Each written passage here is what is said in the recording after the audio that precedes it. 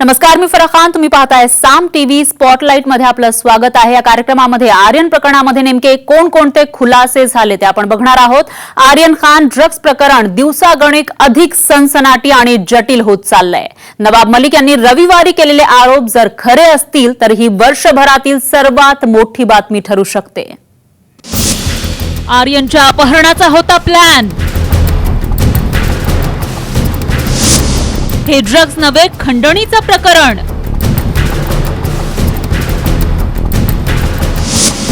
Mohit Kamboj प्लॅनचा mastermind. Aryan Khan प्रकरण एखाद्या web सिरीजच्या कथानकापेक्षाही नागमोडी वळण घेतंय. राष्ट्रवादीचे नेते नवाब मलिक यांनी रविवारी केलेले ताजे आरोप तर अतिशय खळबळजनक आहेत. पाहुयात मलिक यांनी नेमके काय आरोप केलेत ते. आर्यन खान ड्रग्ज प्रकरण जसं दिसतं तसं नाहीये. भाजप नेते मोहित कंबोज यांचा हा प्लॅन होता. या प्लॅनमध्ये कंबोजनं वानखेडेंना भागीदार करून घेतलं. आर्यनचं अपहरण करून खंडणी मागण्याचा प्लॅन होता. आर्यननं क्रूजचं तिकीटही काढलं नव्हतं. प्रतीक गाबा आणि आमिर फर्निचरवाला यांनी आर्यनला क्रूजवर आणलं. आर्यनकडे ड्रग्ज सापडलं असं भासवायचा प्लॅन होता. असं करून यांना शाहरुख खान कडून खंडणी वसूल करायची होती. लेकिन एक सेल्फी ने पूरा खेल बिगाड़ दिया, ये सच्चाई है.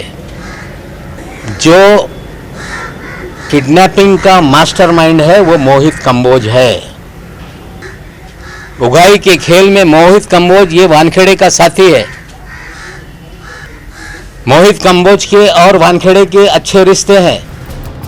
कंबोज यांनी हे सर्व आरोप फेटाळून लावले. मी वानखेडेंना कधी भेटलोही नाही, माझं त्यांच्याशी काहीही देणं घेणं नाही असा दावा कंबोज यांनी केलाय.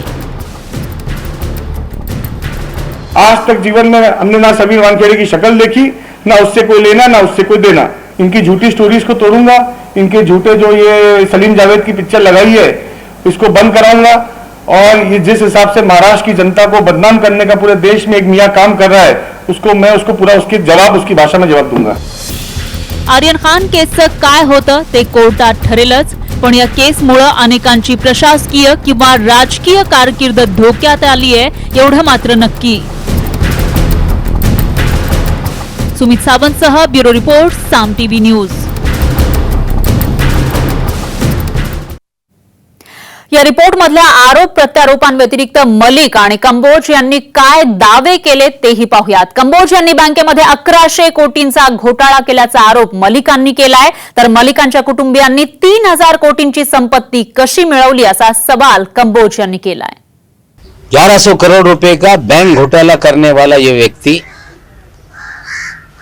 जैसे ही देश में सरकार बदली, ये भारतीय जनता पार्टी में शामिल हो गया. पैसे के बल पे दीन-दोंशी विधानसभा से भारतीय जनता पार्टी का प्रत्याशी बन गया. चुनाव हारने के बाद उसे भारतीय जनता युवा मोर्चा का अध्यक्ष बनाया गया.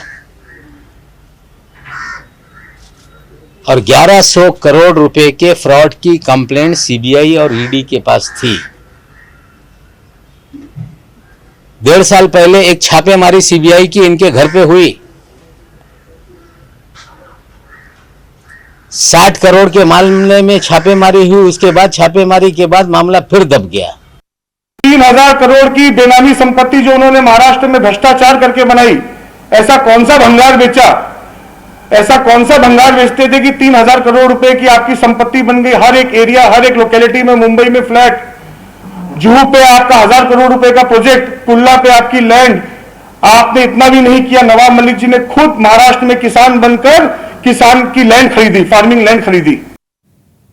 तर यानंतर कंबोज यांची मेरा नाम जोकर सिनेमासारखी स्क्रिप्ट असल्याचा आरोप मलिकांनी केलाय आणि मलिकांचा सलीम जावेद यांचा सिनेमा असल्याचं कंबोज यांनी म्हटलंय. मेरा नाम जोकर 2 इंटरव्हलची पिक्चर नाहीये.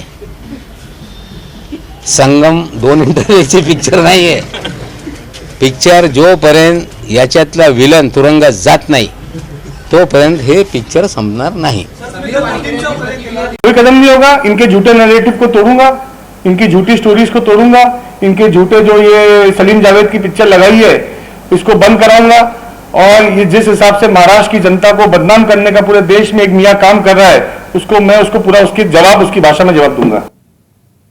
दरम्यान मोहित कंबोज दल बदलू नेता असल्याचा आरोप मलिकांनी केला, तर मलिकांनी समाजवादीची सायकल चालवल्याचं कंबोज यांनी म्हटलंय.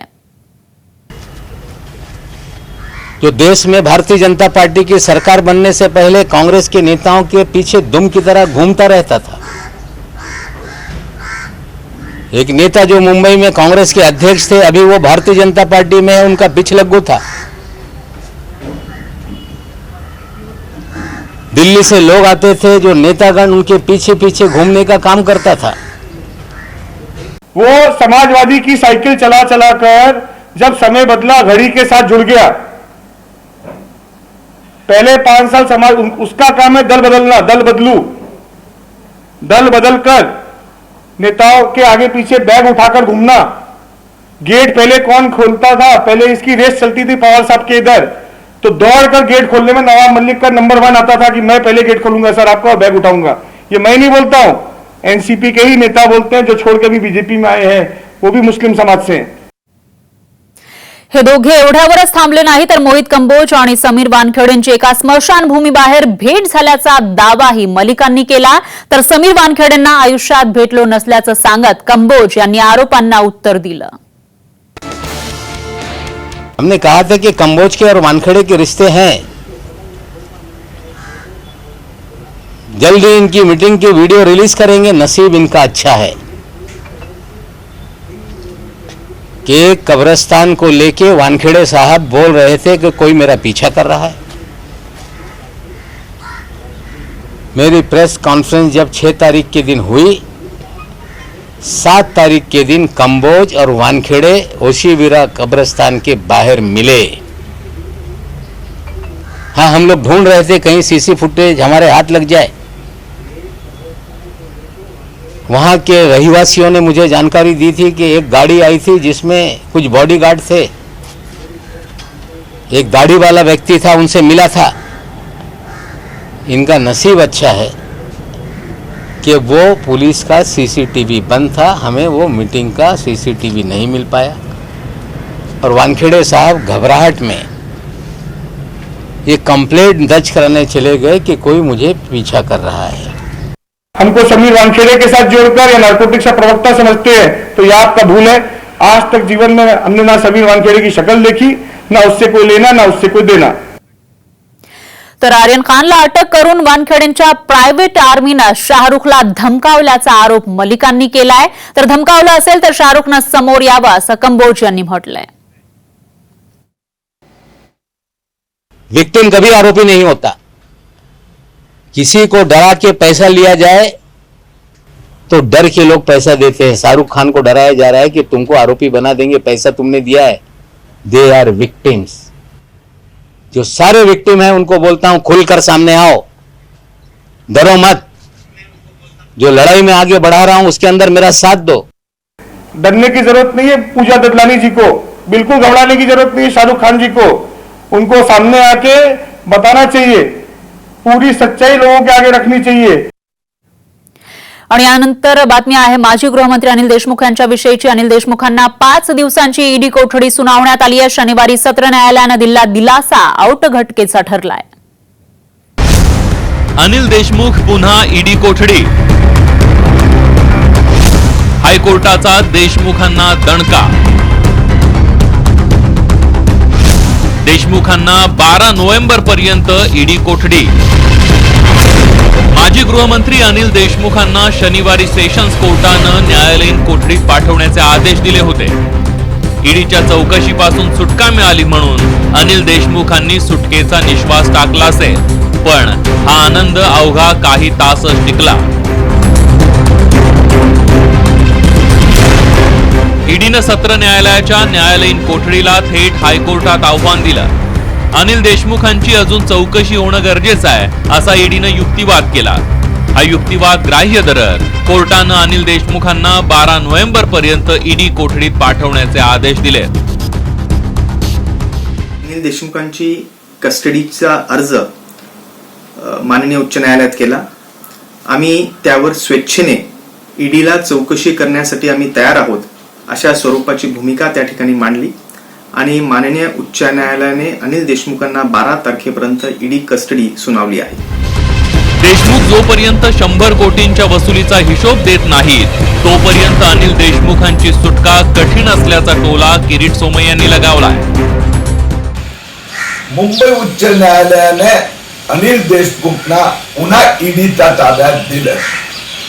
जोपर्यंत अनिल देशमुखजी सचिन वादे करून दर महिन्याची 100 कोटीची वसुली ही यायची, त्याचा हिशोब कुणाकडे किती जायचे या वसुलीचा लाभार्थीचा हिशोब देत नाही तोपर्यंत त्यांची सुटका होणार असे मला वाटत नाही.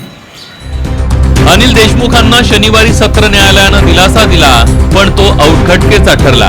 आता 12 नोव्हेंबरलाच कोर्ट देशमुखांना दिलासा देतं का हे पाहावं लागेल. एकीकडे पूरग्रस्त शेतकऱ्यांना मदत नाही, एसटी कर्मचारी आत्महत्या करतात आणि दुसरीकडे सामाजिक न्याय खातं असलेले धनंजय मुंडेंच्या दिवाळी फराळ कार्यक्रमात चक्क सपना चौधरीचे ठुमके पाहायला मिळाले. मुंडेंच्या परळीत सपना चौधरीचे ठुमके.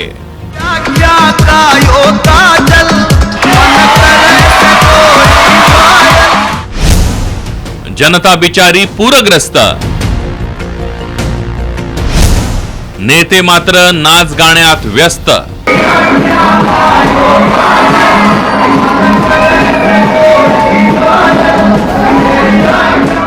राज्याचे सामाजिक न्याय मंत्री धनंजय मुंडे पुन्हा एकदा वादात सापडले. मराठवाड्यातला शेतकरी पुरामुळे त्रस्त आहे. सरकारी मदत अजूनही पोहोचलेली नाहीये. दुसरीकडे एसटी कर्मचारी घायकुतीला आलेत. राज्यात 30हून अधिक एसटी कर्मचाऱ्यांनी आत्महत्या केली आहे. एवढं सगळं असूनही धनंजय मुंडेंच्या दिवाळी फराळ कार्यक्रमात प्रसिद्ध नृत्यांगना सपना चौधरीच्या नाचगाण्याचा कार्यक्रम रंगला.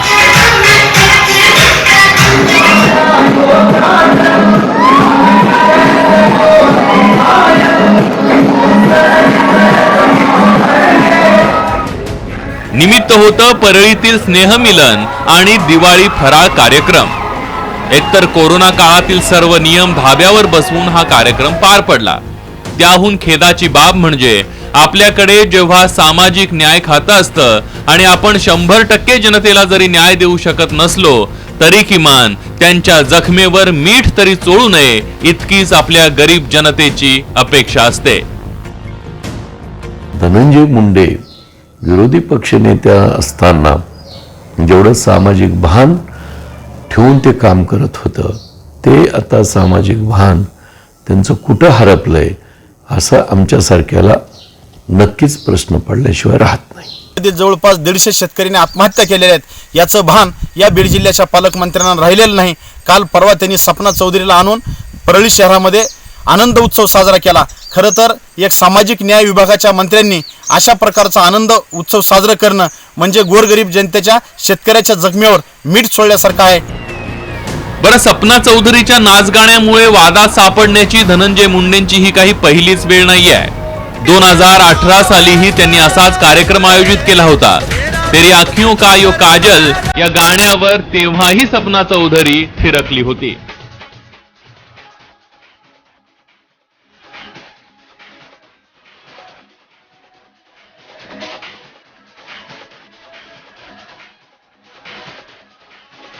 तेव्हाही जनतेनं आणि माध्यमांनी मुंडेंच्या डोळ्यात वास्तवाचं अंजन घातलं होतं.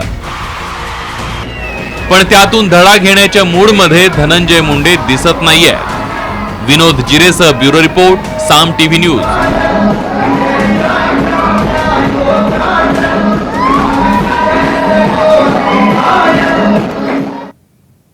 दरम्यान दिवाळीनिमित्त सपना चौधरीच्या नृत्याच्या कार्यक्रमावर गृहमंत्री दिलीप वळसे पाटील यांनी सामाजिक न्याय मंत्री धनंजय मुंडेंचे कान टोचले.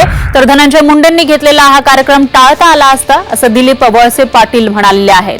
तर राज्य महिला आयोगाच्या अध्यक्षा रुपाली चाकणकर यांनी धनंजय मुंडेंनी ठेवलेल्या या कार्यक्रमाची पाठराखण केली आहे. चाकणकरांनी सपना चौधरीला उद्देशून तेही कलाकार आहेत, त्यांनी आपल्या कलेचं सादरीकरण केलंय असं चाकणकर म्हणाल्या. धनंजय मुंडेंनी जो कार्यक्रम घेतला त्यामध्ये सपना चौधरी यांनी डान्स केलेला आहे त्यावरून खूप टीका टिप्पणी होते. तर त्यावर तुमचं म्हणणं काय आहे? बीजेपी कडनंच टीका टिप्पणी होते. मला असं वाटतं की अशा गोष्टी टाळल्या असत्या तर बरं झालं असतं.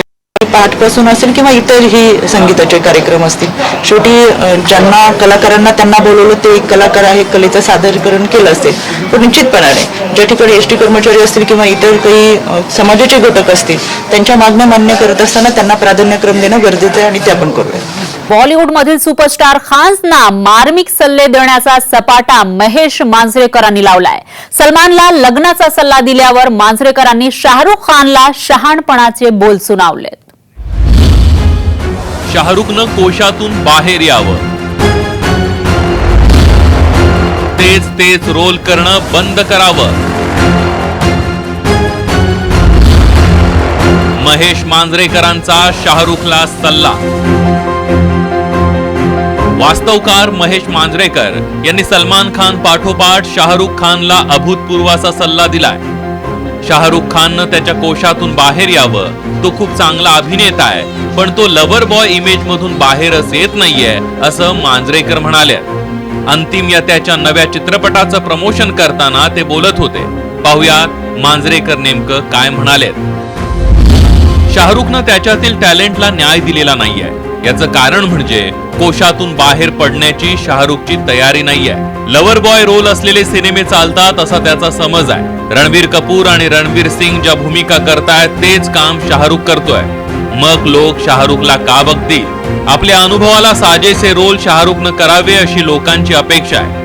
वय योग्य आहे, बाकी सगळंही शाहरुखसाठी अनुकूल आहे. त्यानं काहीतरी वेगळं करायचा प्रयत्न करावा, कारण शाहरुख खान हा मुळात दर्जेदार अभिनेता आहे.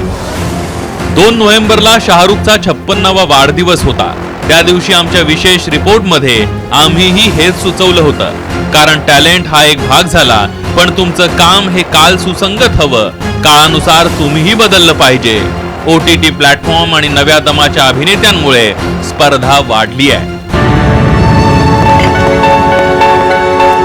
हाय डैन, तेरी तो सारी ट्रेनिंग ना सफाइयों में निकलने वाली है.